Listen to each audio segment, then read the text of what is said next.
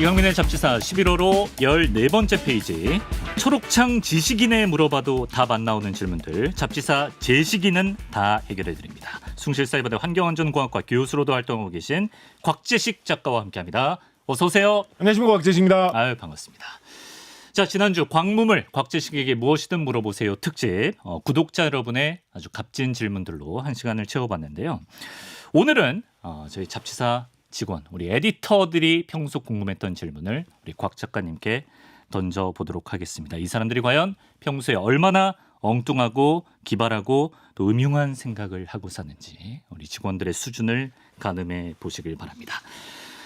저희가 이것저것 던졌는데 작가님께서 질문 몇 개를 뽑아주셨습니다. 일단 첫 번째 질문 바로 가볼까요? 물론입니다. 준비되셨습니까? 네, 준비 항상 되어 있죠. 자, 첫 번째 질문. 작가님, 세상에서 가장 무거운 기체와 가장 가벼운 고체는 무엇인가요? 깔끔하다. 기체라고 하면 이제 우리가 근데 보통 지난주 구독자 질문보다는 전율을 좀 덜 하시네요. 약간 솔직하게 말씀드릴까요? 예. 약간 좀 질문을 해야 돼서 짜는 듯한 느낌이 좀 있습니다. 그래요. 평소에 진심으로 궁금했던 게 갑자기 울컥 치솟아가지고 한 질문이 아닌 듯한 업무의 일환 느낌. 약간 그런 느낌이 살짝 나요. 근데 질문 자체는 되게 좋은 질문입니다. 그렇습니까? 왜냐하면 우리가 기체라고 하면 연기처럼 폴폴 피어오르는 가벼운 거라고 생각을 할 수가 있는데 개 중에서 제일 무거운 건 뭘까? 고체라고 하면 이렇게 묵직하게 손에 잡히는 거니까 그치. 당연히 이제 좀 무겁다는 느낌이 있는데 네. 개 중에서 제일 가벼운 건 뭘까? 궁금하네. 이런 건 뭐 궁금해볼 만한 문제죠. 그리고 네. 뭐 그러면 어떨 때 가벼워지고 어떨 때 무거워질까? 뭐 이런 거를 생각을 해본다라고 하면 과학적으로 기술적으로도 상당히 의미 있는 통찰로 이어질 수도 있기 때문에 네. 질문 질문 자체는 그래서 뭐 굳이 좀 좋은 질문을 해야겠다는 어떤 그런 사명감 때문에 이런 질문을 하신 걸까요? 뭐 질문 내용은 하여튼 좋은 질문입니다. 좋았다. 그런데 우리가 이제 이런 생각을 좀 해볼 필요가 있습니다. 어떤 생각을? 어떤 조건 하에서 가장 무거운 기체, 가장 가벼운 고체란 말인가? 왜냐하면 달라지니까. 우리가 뭘 하면 그냥 흔히 액체라고 생각하지만 지금이 영하 28도다라고 하면 물이 얼음으로 얼음이죠. 얼어서 고체일 수도 있는 거 아닙니까? 그러네요. 그리고 또 이제 이건 너무 진짜 70년대 비유법이긴 한데 근데 1970년대부터 항상 교과서에서 이 비유로 설명을 하기 때문에 어떤 비유죠? 더 좋은 비유 있으시면 좀 이렇게 댓글로 좀 달아주십시오. 예. 항상 이렇게 많이 설명을 했습니다. 집에서 밥을 할 때보다 높은 산에 올라가서 밥을 하면 설익는다. 밥이 좀 이게 친숙하시군요. 꼭 밥이 설익는다라고 이야기해요. 네. 그 대부분은 사실은 그냥 오랜만에 바깥에서 밥을 하니까 밥을 잘 못해서 그런 건데 근데 이제 굳이 과학적으로 어떤 이야기도 하냐면 높은 산에 올라가면 압력이 좀 낮아지는데 압력이 낮아지면 더 낮은 온도에서도 물이 액체에서 기체로 쉽게 변하기 때문에 더 잘 끓기 때문에 온도를 100도씨까지 올리기가 어렵다. 왜냐하면 한 90도만 돼도 물이 막 끓어가지고 액체로 변한다 보니까. 그러니까 같은 시간 같은 방식으로 쌀을 익히려고 하면 더 낮은 온도에서 익히게 돼가지고 설이 익는다. 이런 건 뭐 많이 이야기하지 않습니까? 그러네요. 그래서 압력이 낮아지면 저절로 이렇게 또 뭐가 잘 말라서 기체로 변하는 그런 현상이 일어날 때가 있습니다. 예. 우리가 일상생활이라고 하기는 좀 그렇고 우리가 평소에 되게 자주 보는 것 중에 요 현상 압력을 낮추면 온도가 낮아도 증발을 잘할 수 있다. 온도가 낮아도 액체가 기체로 바뀐다. 압력만 낮추면 이 현상을 이용을 해가지고 만드는 제품으로 우리가 일상생활에서 굉장히 자주 접하는 게 있습니다. 뭔지 아십니까? 조금 더 약간 더 좀 힌트를 드리자면 먹는 겁니다. 먹는 거. 우리가 일상생활에서 접하는 것 중에 아주 자주 접하는 거예요. 거의 뭐 좋은 의견 있어요, 밖에들? 접하는 것 중에 이 압력만 낮추면 낮은 온도에서도 액체가 기체로 변할 수 있다는 이 현상을 이용해서 만드는 것 중에 우리가 먹는 게 있습니다. 아주 자주 먹어요. 기체를 먹지는 그렇게 해서 힌트를 좀 더 드릴까요? 그렇게 해서 기체로 만든 거를 먹는 게 아니라 그렇게 해서 기체를 빼낸 다음에 남은 거를 먹어요. 우리가 뭘까요? 남긴 걸 뭐냐면 한 힌트 하나만 더 드릴까요? 이 장비가 전통적으로 되게 많이 있는 곳이 강원도 원주입니다. 어떤 공장에서 이걸 사용하기 때문이겠죠. 뭘까요? 요즘에는 밀양 쪽에 경기도 안성에도 좀 괜찮은 유명한 공장이 있고. 안성 맞춤. 뭐냐면 라면에 들어가는 건더기 스프 있죠. 그게 보면 다 건조돼가지고 말려져 있잖아요. 그죠? 그런데 옛날에는 이렇게 바싹 말려서 건조를 하기 위해서 건조를 한다라고 하면 흔히 쉽게 생각을 하는 게 이 열기로 건조를 하는 열풍 건조 이걸 제일 먼저 떠올리죠. 네. 뭐 옷 빨고 난 다음에 건조시킬 때도 다 열풍 건조 아닙니까? 그렇죠. 예. 그런데 이제 음식 이런 식재료는 열풍 건조를 하다 보면 잘못하면 익어버린단 말이에요. 그래서 맛이 바뀌어 버린단 말이에요. 예. 열풍 건조를 하기가 곤란한 점이 있습니다. 열풍 건조 좀 빨리 하려고 하다 보면 잘못하면 막 타고 막 이런단 말이에요. 그래서 막 탄맛 나고 이러면 곤란하단 말이에요. 되죠. 그래서 사람들이 이런 음식에 들어가는 재료를 바싹 건조해가지고 오래 보관할 때는 동결 건조라는 방법을 사용합니다. 일단 얼려요. 형체나 상태가 변하지 않게 얼립니다. 네. 뭐 얼리면 그 안에 있는 수분이 그대로 얼어붙어 있을 거 아니에요. 그러면 이제 그거 다시 그냥 그대로 출하해 버리면 따뜻해질 때 그 다 녹아버리면 말짱황이잖아요. 다시 다 눅눅한 원래 상태로 돌아가는 거잖아요, 그죠? 그렇죠. 그렇게 얼려놓고 그 차가운 온도를 유지하면서 주변에 공기를 다 빼내가지고 압력을 확 줄여버립니다. 그렇구나. 그러면 그 얼어있는 물기가 그대로 증발해가지고 바깥으로 빠져나옵니다. 끌어오르듯이 그대로 증발해서 빠져나옵니다. 네. 그러면서 그 모든 식재료가 바싹 모양을 그대로 유지하면서 익지는 않으면서 건조되거든요. 그거를 빼내가지고 이제 플레이크로. 라면에 건더기 스프로 이렇게 만드는 것이죠. 좀 몰랐어요. 우리나라에서 그 역사가 우리나라 최초의 인스턴트 라면 대량 생산 업체인 이 삼땡 라면이라는 그 브랜드 있지 않습니까? 네네. 그 회사의 전통적인 공장이 강원도 이제 안성에 대규모로 자리 잡아. 강원도 안성이 어디 있습니까? 경기도 안성이 경기도 안성은 농땡 공장이고요. 강원도의 원주에 이 삼땡의 공장이 예로부터 전통적으로 자리 잡아 있는데 저는 그래서 이 강원도 원주에서 왜 약간 라면 잘 끓이기 대회, 라면 축제 이런 걸 하지 않을까? 그러게요. 이게 저는 약간 좀 아쉬운 점이었습니다. 네. 딴 동네에서 요즘에 막 라면 축제 하는 것 같던데. 그런 거 해보면 좀 재밌을 것 같지 않습니까? 박지식 작가가 진짜 지자체 살리려고 이런 거 몇 개 던졌어요 지금까지. 그런 거 재밌을 것 같지 않아요? 그게 제2의 김천 김밥 축제가 될 수 있는 겁니다. 거기에 약간 공장에서도 약간 좀 지원해주고 이래가지고 이 회사 라면으로 전국에서 라면 제일 잘 끓이는 사람 막 시식하고 서로 막 겨루기 대회하고 라면 명인으로 막 약간 상 같은 거 막 주고 강원도 원주에는 전통적으로 뭐가 유명하죠? 그래서 그 원주의 마스코트가 될 수 있는 걸로 이렇게 뭐 왕관 같은 거 막 씌워줘 라면의 왕으로 임명한다. 하면 좋을 것 같은데. 너무 좋을 하여튼 그런 게 있습니다. 그래서 압력을 낮추거나 온도를 높이면 뭐든 다 기체가 될 수가 있어요. 예를 들어서 우라늄 있지 않습니까? 자연적으로 있을 수 있는 모든 물질 중에서 가장 무거운 물질이죠. 우라늄 뭐 쇳덩어리지 않습니까? 그래서 우라늄으로 뭐도 만드는지 아십니까? 이거 유명하죠. 우리 누구죠? 김형준 기자님. 김형준 기자님 요즘도 열심히 일하고 계신가요? 그래서 CBS 잘 다니고 있고. 네네. 김형준 기자님 물어보시면 잘 말씀해 주실 텐데 우라늄의 모든 물질 중에 제일 묵직한 물질이기 때문에 우라늄 원자력 발전소 가동하고 나면 핵 폐기물이 나올 거 아닙니까? 그럼 핵 폐기물에서 좀 못 쓸 거는 다 걸러내고 다 쓰고 나면 우라늄만 살살 다 이렇게 뽑아내면 그러면 그 우라늄이 아주 묵직한 그런 쇳덩어리가 되겠죠. 그럼 그걸로 포탄을 만들어가지고 탱크 같은 데 집어넣고 쏘면 아주 육중하기 때문에 굉장히 강력한 위력을 가진 폭탄이 될 수가 있거든요. 이거를 열화 우라늄탄이라고 하는데 뭐 그런 거 뭐 미군에서는 사용한다. 옛날에 사용했다. 뭐 이런 이야기 있었습니다. 그래서 우라늄이 자연적으로 구할 수 있는 물질 중에서는 그게 제일 무거운 편인데 우라늄도 온도를 섭씨 4,700도 정도까지 올리면 우라늄도 녹고 끓어오릅니다. 그래요? 그러면 우라늄 기체가 기체 중에서 제일 무겁다. 뭐 이런 얘기도 해볼 수가 있겠죠. 그렇구나. 그리고 조금 더 극단적으로 이야기를 하면 극단적으로 이야기를 안 해도 조금 더 과학적으로 이야기를 해보면 어떤 이야기도 해볼 수 있냐면 이거 참 오묘한 이 이야기 재밌어요. 이 이야기 재밌어요. 우리가 주기율표에서 원소들이 몇 번까지 있다라고 했는지 혹시 기억나시나요? 118번까지 있다라고 말씀드렸잖아요. 118번째 원소를 오가네손 뭐 이렇게 부르는 것 같아요.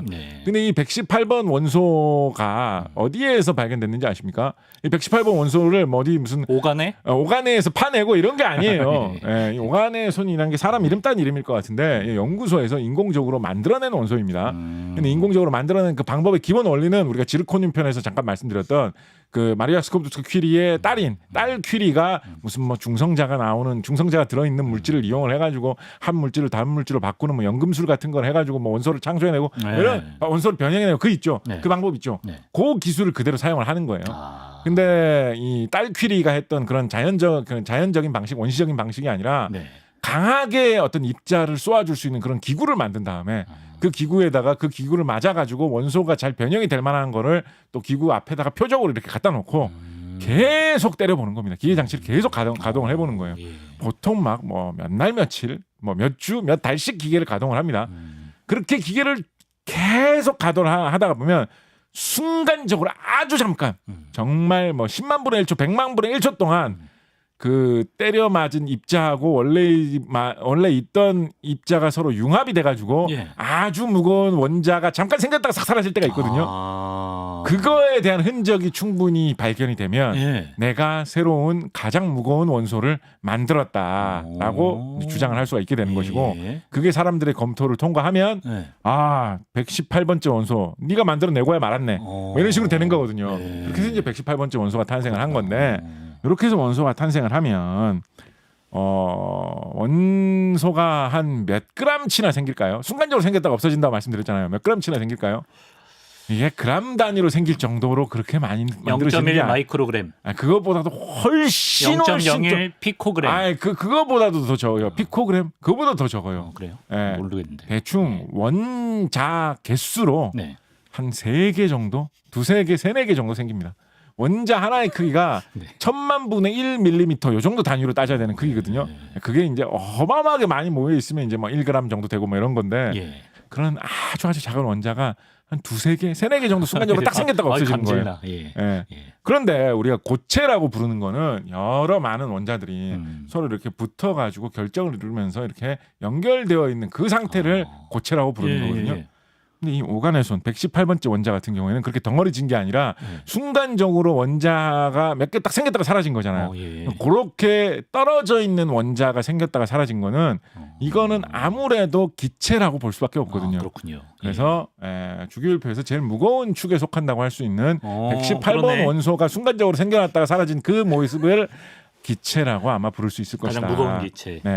그렇게 이야기해 볼 수 있을 것 같습니다. 그렇구나. 이렇게 뭐 조건이나 상황에 따라서 달라지는데. 가장 가벼운 고체는 여러분 인터넷에서 가장 가벼운 고체라고 검색을 해보시면 뭐 에어로겔 뭐 이렇게 하면서 고체를 이렇게 만들면서 그 사이사이에 기체를 채워놓은 그 약간 스펀지 비슷한데 스펀지는 아닌 뭐 이런 거를 만들어놓고 이게 세상에서 가장 가벼운 뭐 고체입니다. 뭐 이런 식으로 하는 경우 있어요. 에어로겔. 에어로겔 그런 거 뭐 영상 많이 나옵니다. 신기하거든요. 왜냐면 엄청 가볍거든요. 뭐 공기 중에 띄우고 막 뜰거같이 가볍거든요. 엄청 가볍거든요. 그거 찾아봐라. 그런데 저는 그거는 엄밀하게 말해서 가장 가벼운 고체라고 하기에는 좀 안 맞는다라고 봅니다. 왜냐하면 이거는 엄밀하게 말해서 고체 사이에 기체를 끼워 놓은 거잖아요. 너무 미세한 틈 사이에 기체를 이렇게 끼워 놓은 거기 때문에 눈으로 봐서는 그냥 고체가 가득 들어있네라는 느낌이 고체로 돼 있네라는 느낌이 들 뿐이지 사실은 약간 좀 심하게 말하자면 약간 뽁뽁이처럼 고체 사이사이에 공기 같은 게 차 있는 거거든요. 이거는 좀 곤란하다라는 게 제 생각입니다. 그럼 곽재식 작가 기준에서는 가장 제가 생각에는 깔끔하게 설명할 때 고체 중에서 가장 가벼운 고체는 아무래도 세상에서 가장 가벼운 원소가 수소지 않습니까? 두 번째로 가벼운 게 헬륨이죠. 근데 수소나 헬륨은 대체로 일반적으로 공기 중에 있을 때는 기체 상태로 있는 경우가 많잖아요. 세 번째로 가벼운 게 수소, 헬륨 다음에 리튬이죠. 리튬은 지구상에서 일반적인 온도와 압력에서도 고체로 있을 수 있거든요. 상당히 앞부분에 이렇게 금속 고체 원소가 하나가 있어요. 리튬 덩어리가 제일 가벼운 고체에 자격이 있지 않느냐라는 게 제 생각입니다. 알겠습니다. 답변이 됐길 바라고요. 두 번째 질문 넘어가겠습니다, 작가님. 이분은 뭐 최근에 뭐 실수한 게 있나? 인간은 왜 의지대로 행동하는 게 힘들까요, 작가님? 과연 내 뇌는 내 편이 맞는 걸까요? 어떨 땐 뇌가 우리의 생존에 도움이 안 되는 행동만 하게끔 하는 것 같던데 어떻게 볼 수 있을까요? 좋은 질문이십니다. 아주 좋은 질문이십니다. 이 두 가지 정도 설명을 해볼 수가 있을 것 같아요. 첫 번째는 요약을 하자면 사람의 문명이 발달하는 속도보다 사람이 진화하는 속도가 너무나 느리기 때문에 사람의 신체적인 습성이 이 현대 문화에 적응을 하지 못해서 우리가 어떤 오류의 동작을 하게 된다라는 생각을 해볼 수가 있을 것 같습니다. 우리가 단 거 많이 먹으면 몸에 여러 가지로 안 좋고 살찐다. 그러면 이제 몸이 건강이 안 좋아져서 오래 살지 못한다. 이런 이야기 상식적으로 누구나 다 아는 이야기지 않습니까? 그런데 단 게 맛있지 않습니까? 그래서 나도 모르게 단 거 땡긴다. 뭐 약간 당 들어간 거 없냐? 뭐 이럴 때 있지 않습니까? 그런 그 유혹을 이기지 못해서 그걸 많이 먹으면 체중이 불고 건강이 나빠지는 이런 그릇된 행동을 하게 되죠. 왜 우리의 몸이 우리의 건강을 스스로 망치는 이런 행동을 하는 걸까요? 생존을 위해서라면 싫어해야 되는 거잖아요. 그렇습니다. 그런 생각 근데 이런 일이 왜 발생했느냐? 사람의 몸이 아직까지는 이렇게 단 음식이 풍부한 이런 세계에 적응이 되지 못한 거예요. 우리가 원시 시대에 사람이라는 이런 동물이 처음 탄생해가지고 세계를 돌아다닐 때 생각을 해봅시다. 이럴 때는 에너지가 풍부하게 들어있는 단 거를 많이 먹으면 먹을수록 사람 몸에 유리합니다. 왜냐하면 먹을 걸 구하기가 힘들기 때문이죠. 예를 들어서 어떤 이상한 들판 같은데 아주 좋은 그런 들판 같은데 딱 용케 그런 데를 찾아가지고 어디라고 할까? 에덴 동산이라고 합시다. 에덴 동산에 딱 갔는데 그 나무 열매에 뭐 열려 포도가 막 열려 있어. 그 옆에 막 칡뿌리가 막 열려 있어요. 칡뿌리가 뭐 칡뿌리 먹을만 하죠. 칡뿌리 뭐 그렇게 맛있겠습니까? 포도 먹을래, 칡뿌리 먹을래라고 하면 지금 현재 사람의 습성이 달콤한 거 좋아하니까 다 포도 먹겠죠. 그렇겠죠. 그런데 만약에 어떤 특이한 이상한 사람 아니고 뭐라고 할까요? 소가 있다라고 칩시다. 소도 사실 포도 더 좋아할 것 같긴 한데 소라고 소 말고 사람 말고 뭐 이상한 돌연변이 사람이 있다고 칩시다. 이 사람 돌연변이 사람이라 가지고 포도의 단맛에 별로 즐거움을 못 느끼는 거예요. 칡뿌리 맛이나 포도 맛이나 비슷하다고 생각하는 거예요. 그래서 이 사람은 칡뿌리도 괜찮은데 칡뿌리만 계속 질겅질겅 씹었어. 그래서 또 막 이게 두 집단이 이렇게 먹고 있는데 그러다가 얼마 후 사자들이 막 나타나가지고 호랑이가 나타나고 야 호랑이다 다 도망갔어. 더 이상 그 식사를 이제 못하게 된 거예요. 옛날에 원시시대 선사시대 그런 일들이 얼마나 비일비재했겠습니까? 그래가지고 다들 거기는 에덴 동산에 먹을 거 진짜 많았는데 지금 우리 지금 여기 왜 이렇게 먹을 거 없어. 그러면서 하루 이틀 시간이 지나면 그때 달콤한 거 찾아가지고 포도 많이 먹은 사람들은 그래도 아직까지는 배가 좀 안 꺼지지 않았냐? 이러고 있는 거예요. 왜냐면 단 걸 많이 먹었으니까 몸에 살도 붙고 좀 에너지도 있고. 그런데 그 단맛의 즐거움을 몰라가지고 칡뿌리 씹어 먹은 사람들은 벌써 배 다 꺼진 거야. 몸에 에너지가 없어. 자꾸 비실비실하다가 이 사람들이 더 먼저 허약해지겠죠. 그래서 그렇게 모든 뭐 음식을 구하기가 어렵고 모든 물자가 부족하고 그때 사람의 몸이 지금까지도 맞춰져 있는 거예요. 근데 문명과 기술의 발달 속도가 지금 너무 빠르다 보니까 그런 문제 다 극복했어요. 요즘에 뭐 포도밭하고 칡밭이 같이 있는데 거기에 뭐 호랑이 나타나고 이런 일이 대한민국에 호랑이 있지도 않아요. 뭐 그런 거 아무도 걱정할 필요 없는 세상이 됐단 말이에요. 지금은 호랑이들 많았는데 사람들이 다 격퇴해버렸단 말이에요. 지금 세상에서는 이런 습성이 그렇게 도움될 게 없거든요. 그런데 그 습성은 사람의 진화를 통해서 아주 서서히 바뀌나 이 습성이 없어지려면 어떻게 해야 됩니까? 다시 이 풍부한 이 단맛을 느끼는 게 오히려 너무 손해가 많이 돼가지고 단맛을 잘 느끼는 사람들은 점점 멸종해서 없어지고 단맛의 즐거움을 못 느끼는 사람들만 살아남아가지고 그 사람들이 적자 생존해서 자손을 많이 퍼뜨려야지 사람이라는 종족의 입맛이 변하게 되는 건데 그렇게 되려면 뭐 몇만 년이나 걸리겠습니까? 아직까지는 그렇게 시간이 많이 안 흐르는 거죠. 시간이 흐르다 보면 왜냐하면 요즘 보다 보면 약간 소식좌 이런 사람들 있잖아요. 요즘 보면 그러니까 요즘 점점 변하고 있는 것 같긴 해요. 근데 시대가 많이 변하면 결국은 진화도 이런 언젠가는 사람에 필요한 습성을 따라잡을 수 있는 날도 오기는 올 수도 있는데 아직까지는 문명의 발전 속도가 사람의 진화로 습성이 바뀌는 것보다 더 빠르다 이런 생각해 볼 수 있고요. 추가로 또 하나 얘기해 볼 수 있는 게 뭐냐면 사람뿐만 아니라 뭐 다른 종족도 마찬가지인데 유전자 단위로 어떤 진화가 일어난다라는 거를 생각을 해보면 어떤 생각도 해볼 수 있냐면 그 유전자가 널리 퍼질 수 있는 조건만 마련해 준다면 사람 한 사람이 죽고 사는 거는 희생할 수 있는 그런 상황이 될 수도 있습니다. 무슨 이야기냐면 이게 좀 깊이 파보면 더 심오한 이야기인데 조금 더 단순하게만 생각을 해봅시다. 사람이라는 종족이 완전 멸종된다. 그러면 대가 끊기고 완전히 사라져가지고 이 세상에서 사라지는 거죠, 그죠? 근데 사람이라는 종족 중에 10%만 멸종이 돼, 10%만 살아남아. 죽는다. 90% 좀 부정적인 걸 좋아하시니까 부정적인 쪽으로 합시다. 90%가 전멸하고 10%만 살아남는다라고 해도 다시 운때만 좋으면 그 10%가 다시 불어나가지고 세상을 이어나갈 수가 있겠죠, 그죠? 그러니까 사람의 습성 중에 어떤 습성이 생길 수가 있냐면 우리 종족이 다 전멸하지만 않으면 까짓거 내 한 몸은 날아가도 상관없다라는 그런 습성을 가지는 게 이 무리 전체의 대를 이어가기에는 도움이 될 수도 있다라는 뜻이에요. 뭐 어떤 거 얘기해 보면 좀 쉽냐면 되게 이제 어떤 되게 겁도 없고 모험심이 강한 그런 사람이 있다라고 칩시다.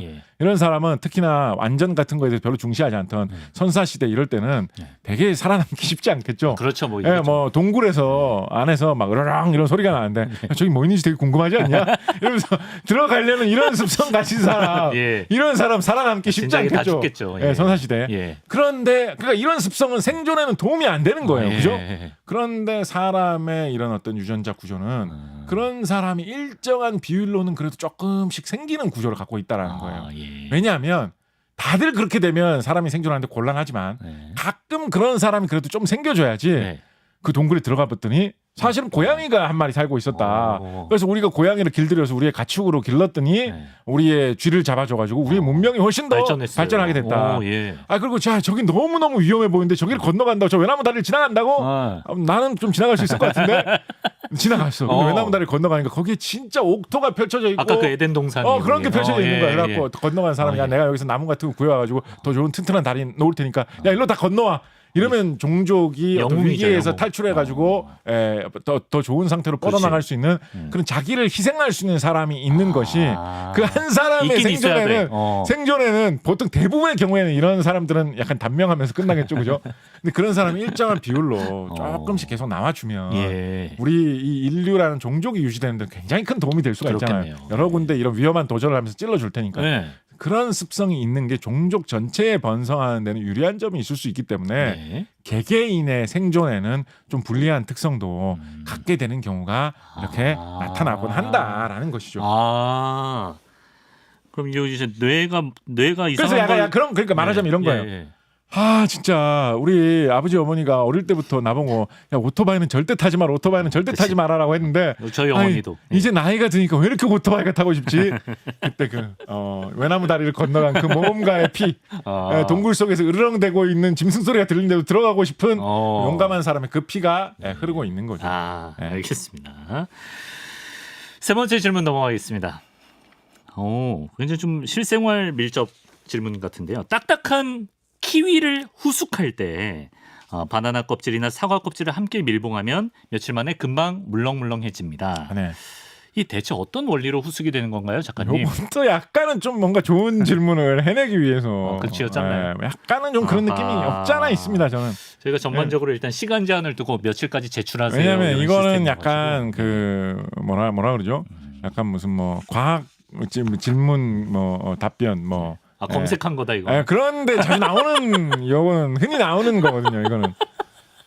그렇지만 뭐 좋은 질문이기 때문에 뽑아 주셨어요. 좋은 질문이기 때문에 좋은 질문이라는 거지. 이야기하도록 하겠습니다. 식물 같은 경우에는 어떤 희한한 특성이 있냐면 이걸 이제 영어로는 gaseous 호르몬 이런 식으로 gaseous 호르몬 이런 식으로 이야기하기도 하는데 그 기체 호르몬이라는 거예요. 호르몬이 사람 몸속에서 분비되는 주로 이제 액체 상태 혹은 액체에 녹아 있는 그런 물질인 상태로 몸속에 돌아다니면서 사람의 몸을 여러 가지로 바꿔놓는 뭐 이런 역할을 하는 그런 물질을 호르몬이라고 하지 않습니까? 그런데 식물 종류 중에는 기체 상태로 되어 있는 호르몬을 뿜어내는 그런 생물들이 좀 있습니다. 이상하죠, 신기하죠. 원인이 뭘까요? 뭐 여러 가지를 생각을 해볼 수가 있는데 하나 생각해 볼 수 있는 거는 식물들은 의사소통을 하기가 어렵지 않습니까? 뭐 말을 할 수 있는 것도 아니고 야, 얘들아 좋은 계절이야. 우리 한번 다 같이 열매를 한번 맺어볼까? 식물들이 이렇게 의사 표현을 할 수가 없잖아요. 말을 할 수 있는 입도 없고 예를 들어서 말을 하지 못해도 그래 바람결에 내 꽃을 흔들어서 내 잎을 흔들어가지고 알려주겠다라고 하더라도 옆에 있는 식물이 눈이 없잖아요. 못 보지. 그래서 의사소통을 하기가 되게 어렵습니다. 그러네요. 그렇다 보니까 일종의 의사소통의 수단으로 지금은 꽃 피우기 좋은 계절이다. 사람이 성숙하면 성호르몬이 이렇게 분비되듯이 꽃 피우기 좋은 계절이니까 호르몬을 좀 뿜어보자라고 하는데 그 호르몬을 기체 상태로 쓱 이렇게 내뿜는 거예요. 그럼 그 호르몬이 퍼져가면서 옆 식물에게도 이제 신호를 주는 거죠. 그렇구나. 꽃 피우기 좋은 계절이다. 우리 중에서 제일 민감한 친구가 벌써 느꼈구나. 싹 느끼면서 다 같이 꽃을 피울까? 약간 이런 식으로 의사소통의 수단 같은 게 되는 게 아닐까라는 상상도 해봄직한 그런 현상이 바로 이 기체 호르몬이라는 식물이 갖고 있는 이런 독특한 물질의 특징입니다. 기체 호르몬 중에 이제 대표적으로 이제 이야기가 되는 게 에틸렌이라는 물질이 있어요. 에틸렌. 들어봤어요. 에틸렌 들어봤죠? 에틸렌 뭐에서 들어봤을까요? 에틸렌이 가장 기본적인 석유화학의 원료 중에 하나인데 이 에틸렌을 잘 굳혀가지고 폴리에틸렌으로 만들면 가장 싸고 쉽게 만들 수 있는 가장 기초적인 플라스틱이 된다라는 말씀드렸습니다. 혹시 에틸렌을 폴리에틸렌 플라스틱으로 바꿔주는 촉매가 뭔지 기억이 나십니까? 지글러나타 촉매. 그렇습니다. 어디 가서 화학 크게 납니다. 제가. 이거 진짜 굉장하신데. 예. 네, 그렇습니다. 그래서 지글러나타 촉매라는 걸 이용하면 이 에틸렌을 굳혀서 플라스틱을 만들 수가 있기 때문에 폴리에틸렌은 플라스틱을 만들 수도 있기 때문에 에틸렌이라는 것이 굉장히 대량 생산되는 물질입니다. 그래서 세계에서 어떤 화학 산업이 발달했다. 화학 물질을 여러 가지를 잘 만들어낼 수 있는 나라다. 저 나라에는 뭐 합성 옥감, 합성 고무 뭐 이런 거를 공장에서 철철철철 만들어낼 수 있는 나라다라고 한다면 대부분 그 나라는 그 기본 원료가 되는 에틸렌을 잘 만들어낼 수 있는 공장 설비도 굉장히 많이 갖고 있습니다. 네. 우리나라는 에틸렌을 생산할 수 있는 기계 설비의 용량, 에틸렌 최대로 한번 가동해봐라. 에틸렌 많이 만들기 싸움 전 세계에서 하면 한 몇 위 정도 할 수 있는 그런 공장 설비를 갖고 있을까요? 잘 나갈 것 같은데 한 8위? 우리나라 세계 4위 규모의 에틸렌 공장을 갖고 있습니다. 이건 진짜 말도 안 되는 거예요. 에틸렌을 석유를 가공해가지고 만들어내는 거거든요. 우리나라 석유 나지도 않잖아요. 나지도 않죠. 중국, 미국, 뭐 사우디아라비아 이런 나라들이 에틸렌 만드는 공장 설비가 큽니다. 이런 나라들은 석유가 많이 나는 나라잖아요. 그렇죠. 이런 나라들이 에틸렌 만드는 공장을 크게 갖고 있다는 건 당연한 거예요. 어떻게 보면 우리나라는 석유가 안 나는데도 우리의 화학은 한국이 맛집이지라고 생각을 하기 때문에 근데 석유도 안 나는데 뭘로 화학하려고? 수입하면 되지. 야, 뭐 돈가스 맛집이 돼지 키워가지고 돈가스 만드냐? 이런 게 약간 한국의 정신인 거예요. 그런데 뭐 요즘 저는 조금 아쉬움이 있습니다. 화학 산업이 우리나라 경제에서 이렇게 큰 비중을 차지하고 있다라는 거를 좀 인식이 좀 옅어서 그렇기도 하고 이거에 관련된 어떤 투자나 기술적인 개발 같은 게 돌파구로 잘 못 차서 그러기도 한데 화학 산업이 우리나라에서 이렇게 많이 발달해 있는데 요즘 좀 쉽지 않은 느낌도 좀 있습니다. 그러니까 아직까지 뭐 괜찮은데 좋은데 중국 업체들이 워낙에 빠르게 성장하고 있기 때문에 미래에 과연 이 중국 업체들을 다 이겨내고 세계 4위의 에틸렌 생산 이거 과연 우리가 유지하면서 계속해서 이 화학 공화국으로 우리나라의 이 부를 계속 유지할 수 있을 것인가 고민하는 사람도 요즘 많거든요. 근데 우리가 뭐 한국이 에틸렌을 굉장히 많이 생산해가지고 그걸로 먹고 사는 나라다 이런 인식 자체를 갖고 있는 분들이 별로 안 계세요. 거의 없을 것 같아요. 에틸렌이 뭐야? 에틸렌이 뭐 사람 이름이야? 미스터 에틸렌? 뭐 에틸렌이 뭐 사실 뭔지도 모르는 사람도 세상에 많잖아요. 이게 우리나라 경제에서 굉장히 중요한 역할을 하는 건데 조금 더 많은 관심이 있고 조금 더 많은 투자가 이루어지면 좋겠다라는 생각도 많이 하는데 우리나라 공장에서 만드는 에틸렌은 주로 이제 플라스틱을 만들어내는데 그리고 수많은 다른 화학 물질을 만드는 그 중간 단계 원료를 만드는데 에틸렌이 많이 소용이 되는데 사과 껍질 같은 데서 자연적으로도 에틸렌이 조금씩 솔솔 나옵니다. 사과 껍질에서? 사과에서. 그럼 이 에틸렌이 어떤 역할을 하느냐? 방금 말씀드렸던 과일을 숙성시키는 이 기체 호르몬 역할을 할 수가 이미 있어요. 딴 열매인데도 그 껍질에서? 그렇죠. 뭐 딴 열매라고 해가지고 그게 뭐 썩으면서 바로 없어지는 게 아니잖아요. 그 내부에서 계속 화학 반응이 일어날 수 있는 그 모든 재료들은 다 갖춰져 있기 때문에 여기서 또 이제 효소가 반응을 하는 거죠. 저기 이제 질문자가 직접 찍은 사진이라고. 저희 검색해서 질문한 거 아니라고 항변하고 있습니다. 검색한 후에 이제 촬영만 직접 하신 게 아닐까요? 아니 부정적으로 보시네요. 죄송합니다. 사죄하고요. 그 껍질에서 에틸렌이 진짜 궁금하셨군요. 진짜 궁금하셨는데도 이렇게 좋은 질문을 하실 수 있으셨다니 존경합니다. 우리 알겠습니다. 그래서 사과 껍질에서 나오는 에틸렌 때문이다. 그래서 이런 숙성 상태를 일부러 만들어야 되는 경우 있죠. 이런 데서는 공장에서 우리나라 공장에 에틸렌 넘쳐날 거 아닙니까? 막 뭐 몇십만 톤, 몇백만 톤 막 엄청나게 나옵니다. 싸요. 그러니까 가격도 엄청 싸요. 그것 좀 싸가지고 싸기 때문에 그것 좀 사가지고 뿌려주는 경우도 좀 있습니다. 사과를 굳이 사가지고 어떤 거 유명하냐면. 필리핀 같은 데서 필리핀에서 바나나 같은 거 많이 나잖아요. 그렇죠. 그럼 필리핀에서 바나나 따가지고 수출할 때 익은 바나나를 따가지고 수출을 하면 잘못하면 한국까지 와가지고 다 물러지면 어떡합니까? 그렇죠. 망하잖아요. 그죠?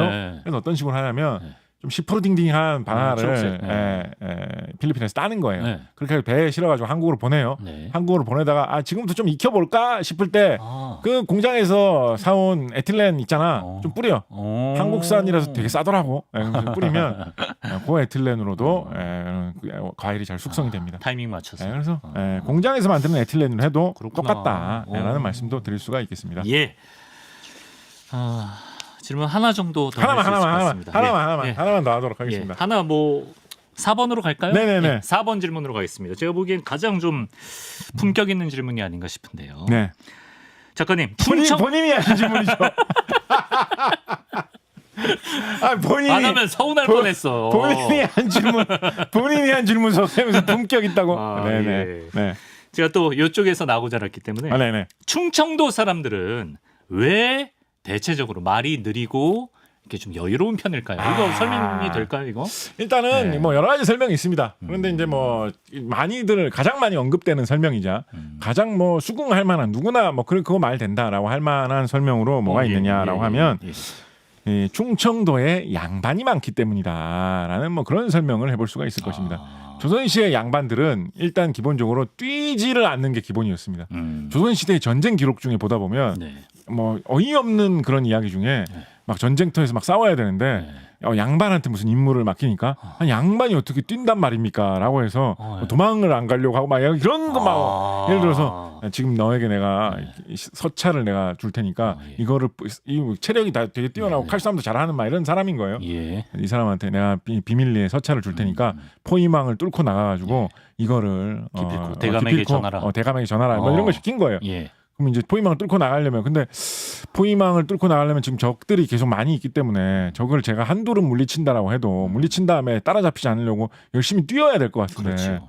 그럼 뛰어야지 얘기를 하면 아니 제가 노비도 아니고 양반인데 어떻게 뛸 수가 있습니까? 그 임무는 제가 못 맡겠습니다. 정말 뭐 이런 경우 있거든요. 그 정도예요. 그래서 뭐 말을 그러면 구해주면 말은 탈 수 있겠느냐 뭐 이런 게 가끔 정말. 나타날 때가 있거든요. 그래서 정말 조선시대 양반들은 그런 체면 뭐 이런 거를 되게 중시했기 때문에 말도 뭐 이렇게 하나만 이거 양반은 아니에요. 이런 거는 이런 거 양반 아닙니다. 그러니까 그래서 말이 느려졌다 이런 얘기 이제 충분히 좀 해볼 수 있는. 안동이나 뭐 이런 데도 느려야 되는. 자 그런데 좋은 질문 해주셨는데 조선 시대에 이 양반 선비들의 어떤 주요 학파를 크게 둘로 나눈다면.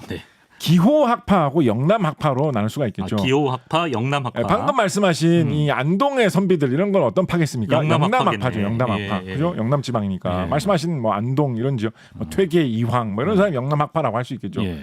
그거와 이제 어떤 대립되는 또 다른 학파가 이제 기호학파라고 할 수 있을 텐데 기호의 기는 이제 경기를 말하는 거고요. 호는 호서 즉 충청도를 말하는 겁니다. 근데 뭐 기호 중에서 경기 서울 근처에 뭐 양반 많은 거야 뭐 당연하죠. 벼슬 하려면 다 서울로 가야 되는데 그건 좀 제껴놓고 본다면 약간 충청도 양반 대 약간 경상도 양반 약간 이런 게 기호학파 대 영남학파라고 할 수가 있겠습니다. 그런데 기호학파하고 영남학파 중에 어떤 파가 더 잘 됐느냐? 결국 보면 기호학파가 더 잘 됐습니다. 더 잘 됐어요? 기호학파가 파벌로 따지면 조선시대 분당 이건 박광일 선생님이 얘기해 주시면 진짜 재밌게 해주실 텐데 파벌로 따지면 조선시대 이제 서인 쪽이 기호학파에 속하거든요. 서인 중에서 정말 유명한 양반이자 벼슬한 사람이자 학자 중에서 송시열 선생. 그렇죠. 왜냐면 대전의 위인이거든요. 어떻게 이렇게 마음을 꿰뚫어 보셨습니까? 초등학교 때 숙제에 가면 송시열 선생 쓰거든요. 송시열 선생님 고향은 충청북도 옥천이라고들 많이 하죠. 하여튼 뭐 충청도를 대표하는 그런 양반인데 방금 이렇게 충청도를 대표하는 약간 위인 양반으로 이렇게 충청인들을 마음속에 새기고 있거니와 조선시대의 그런 유교 문화에서 되게 높은 사람들은 끝에 자자를 붙여서 높여주지 않습니까? 공자, 맹자 뭐 이런 식으로 높여주지 않습니까? 조선시대에 나온 책 중에 보면 송자대전이라고 하는 책이 있는데 여기서 송자가 바로 송시열이 쓴 책을 다 모아놓은 책을 송자대전이라고 부르면서 송시열을 높여서 송자라고 할 정도로 약간 양반 중에 양반 어떤 선비 중에 선비 양반 중에 어떤 최고로 높은 양반이라고 할 만한 사람이 송시열이는데 곽자라고 하는 택도 없죠. 저는 맨날 하나만 이런데 어떻게 양반이 되겠습니까? 우암 송시열 같은 분이 기호학파를 상징하는 인물이거든요. 충청도 양반이 약간 메인이다라고 할 수가 있기 때문에 그 양반 문화 속에서 말이 좀 여유 있고 느려졌다라고 말하는 게 좀 주력 설명이겠습니다. 근데 이제 주력 설명하면 좀 재미없잖아요. 검색하면 다 나오는데. 더 재밌는 거 있을 것 같아. 좀 이상한 설명을 이거는 이상한 설명 한 귀로 듣고 한 귀로 들으셔야 돼요. 이거를 진지하게 생각하시면 곤란해요. 이건 그냥 재미로 하는 이야기예요. 재미로 하는 거다. 하나하나 좀 말씀드려보도록 하겠습니다. 그럼 만약에 그렇다면 예를 들면 고려 시대로 거슬러 올라가면 그때는 충청도 사람들이 말이 느리면 안 되죠. 조선시대 양반 문화가 생겨서 충성 이거 기호 악파 때문에 충청도 많이 늘어졌다라고 하면 그러네. 고려시대 충청도 사람들 많이 늘리면 안 되죠. 날카롭다. 예. 저는 고려시대 사람들도 충청도 사람들은 많이 느렸던 것 같다라는 그런 심증을 좀 갖고 있거든요. 뭐 근거가 있나요? 예, 근거가 그렇게 마뜩치는 않은데 여러 가지 그런 고려시대 기록을 볼 때 그런 저는 심증을 좀 갖게 됐어요.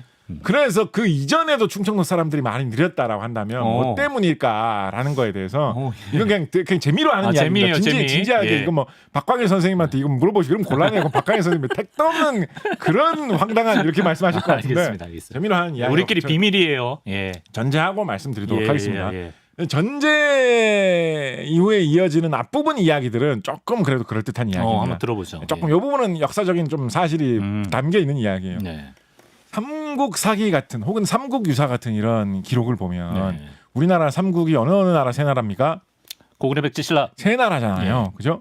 근데 고구려나 신라의 탄생을 이야기하는 이야기들은 그 전설들은 신화들은 되게 신화적이고 상상의 나래를 한껏 펼친 환상적인 이야기들이 많습니다. 혁거세가 어디서 태어났다고 합니까? 아래에서 말이 돼요. 사람이 어떻게 아래에서 태어나요? 근데 하늘에서 내려온 하늘에서 무슨 뭐 자줏빛 말이 나타나는데 그 말이 날아간 자리에서 커다란 알이 있었는데 그거를 깨고 나타난 게 무슨 하늘에서 자줏빛 말이 내려왔다는 것부터가 황당한데 또 모르죠. 거기에서 알이 있었다는 것도 말도 안 되는 것 같은데 거기서 사람이 태어났다는 것도 진짜 얼토당토 아는 것 같은데 거기에서 태어난 사람이 왕이 됐다고. 이게 진짜 완전한 진짜 신화적인 이야기거든요. 그렇죠? 고구려가 처음 탄생된 이야기. 고구려의 주몽은 해모수. 해모수가 아버지고 해모수하고 같이 그 짝을 지어서 어머니였던 그 하백의 딸 유화라는 사람이 어머니고 하백이라는 건 강물의 신을 말하는 겁니다.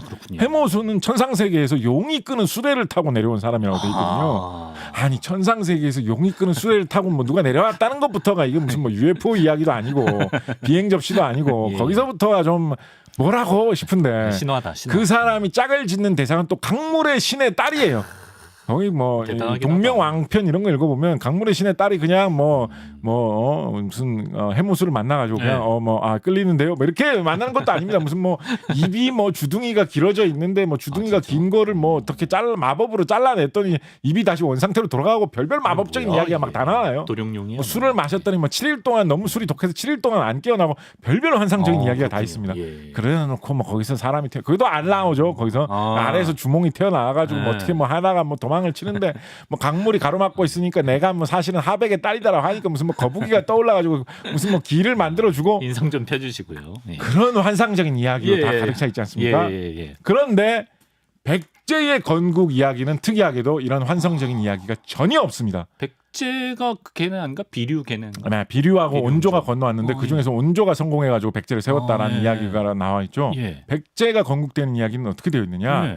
백제의 온조와 비류는 원래 고구려 임금님의 자식이었는데 고구려 임금님이 그 자식 말고 숨겨놓은 자식을 하나를 데려왔는데 그 자식이 더 형님이라 가지고 우리가 예의나 이런 걸 따져봤더니 저 형님이 숨겨놓은 자식을 데려놓은 거였지만 우리가 저 형님한테 양보해야 될 것 같다. 라고 해가지고 고구려에 원래 있던 데를 떠나가지고 남쪽으로 개척해가지고 세운 나라가 백제였다라는 게 고구려. 완전 뭐 이런 무슨 환상적인 게 하나도 없어요. 이거 약간 일요 아침 드라마 같은 아니 뭐 이런 일일 아침 드라마 같은 데 나올 만한 그런 막장 드라마에나 나올 법한 약간 그런 거지. 그래. 환상적인 소재가 하나도 없는 아주 현실적인 이야기로 시작을 하거든요. 그래서 저는 백제가 건국되는 이 과정을 현실 그대로는 아니지만 현실을 많이 반영하고 있을 거라고 생각을 합니다. 자, 그렇다고 한다면 뭐를 생각을 할 수가 있습니까? 적어도 백제의 임금님 이제 여기서부터 이제 재미로 이제는 재미로 받아들이셔야 되는 소문 내지 이야기예요. 마세요. 오늘 들은 거. 여기서부터 이제 지어내는 이야기예요. 백제의 임금님과 임금님 그 주변 집단들은 초기에 머나먼 고구려에서 건너온 사람들일 거다라는 거예요. 그 시대는 우리나라의 민족이 하나로 굳건하게 하나로 통일이 되어 있지 않았던 시대였기 때문에 아마도 어쩌면 고구려 초기 그러니까 부여에서부터 이어지는 거죠. 부여, 고구려 이런 데에서 사용했던 언어하고 한반도 남부지방 삼한시대에 사용하던 그 언어하고 언어가 좀 달랐을 수도 있지 않겠느냐라는 그런 생각을 저는 하고 있습니다. 그럴 수 있죠.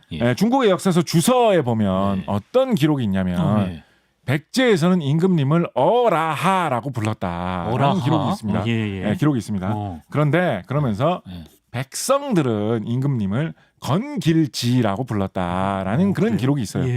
건길지라는 이 느낌이 약간은 조금 더 남부지방 냄새가 더 많이 나는 이름이다라고 저는 생각을 하거든요. 신라의 봉평 신라비 같은 신라시대 비석이 지금까지 남아있는 걸 보면 신라의 높은 사람들의 이름과 칭호를 쭉 나열하면서 어떤 이름들이 보이냐면 간지, 태아간지, 일길간지, 길선지 뭐 이런 지로 끝나는 높임 호칭들이 많이 보여요. 건길지랑 비슷하네. 건길 백제의 일반 이 백성들이 임금님을 불렀을 때 건길지 약간 요즘으로 따지면 약간 뭐 건길님 약간 이런 느낌이겠죠. 뭔가 그렇게 높여서 부르는 말의 칭호가 백성들이 부르는 거는 건길지인데 그런데 공식적인 호칭은 어라하라고 되어 있다라는 거예요.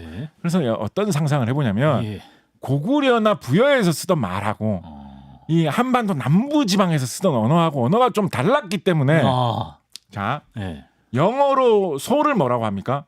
카우. 소고기를 뭐라고 해요? 비프라고 하잖아요. 영어로 돼지고기를 뭐라고 하는지 아세요? 포크. 영어로 돼지는 뭐라고 합니까? 피그라고 하죠. 이거 고기를 일컫는 말하고 동물을 일컫는 말이 다르죠. 이거 혹시 왜 다른지 아십니까? 모르겠는데. 이건 딱 썬킴님 재질인데 그죠? 이것도 확실한 설명은 좀 없는데 많이 돌아다니는 설명 중에 뭐가 있냐면 영국을 지배하던 윌리엄 공 이런 사람들 후손 이런 사람들은 프랑스에서 건너간 사람들이 영국 왕실의 주요 과문을 이룬 사람들이 많거든요.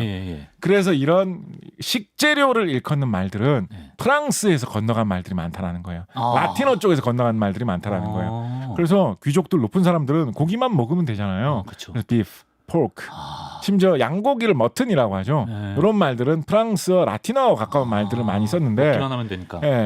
일반 서민들은 키워서 갖다 바치는 입장이잖아요. 그러니까 쓰는 언어가 달라가지고 그 동물 자체를 일컫는 말, 피그, 카우, sheep 이런 말들은 일반 서민들이 쓰던 말이 그대로 굳어진 거다. 이런 설이 있거든요.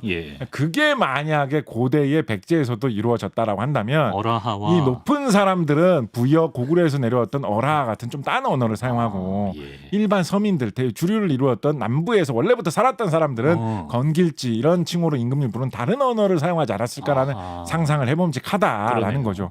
자, 그렇다고 한다면 우리 이제 결정적으로 이제 이야기합니다. 어떻게 연결되지? 백제의 중심지가 바로 충청도지 않습니까? 그 충청도에서는 이 높은 사람들하고 낮은 사람들 사이에서 언어 차이가 있었던 거예요. 그러면 쉽게 알아들으려면 어떻게 얘기를 해야 되겠어요? 좀 천천히 얘기해줘야 된단 말이에요. 서로 배려하면서 높은 사람들이 예를 들면 뭐 고구려에서 건너왔다, 약간 평안도 이런 쪽에서 왔다라고 하는 사람들이 약간 그쪽 지방 말투로 야 얼른 와보라오 막 이런 식으로 이야기를 하면 아유 뭐라고 하신 거요 좀 천천히 좀 얘기해 주세요 뭐 이렇게 할 거 아니에요. 그런 사이에서 여기보다 더 어떻게 천천히 얘기해 막 이런 식으로 하다 보면 그래서 천천히 얘기를 해줘야 알아듣죠. 뭐 이렇게 하다 보면 조금씩 천천히 얘기하는 문화가 자리 잡지 않았겠느냐라는 거를 또 충청도 사람들이 배려심도 강해요. 그렇죠. 이거는 그냥 재미로 요거 뒷부분 앞에 뭐 건길지 뭐라 이거는 역사 기록에 있는 이야기예요. 그것 때문에 말이 늦어졌다 이거는 그냥 재미로 그 부분은 그냥 재미로 들어주시면 감사하겠습니다. 참고로 저희 이제 최구령 에디터 저분이 조선시대 6반인가? 6대 양반 가문 안동 출신이거든요. 영남학파 출신이어서 그렇군요. 약간 좀 마뜩찬하고 있다. 좀 치열한 그런 또 이 대립이 있군요 여기에서. 저는 아무것도 아니고요.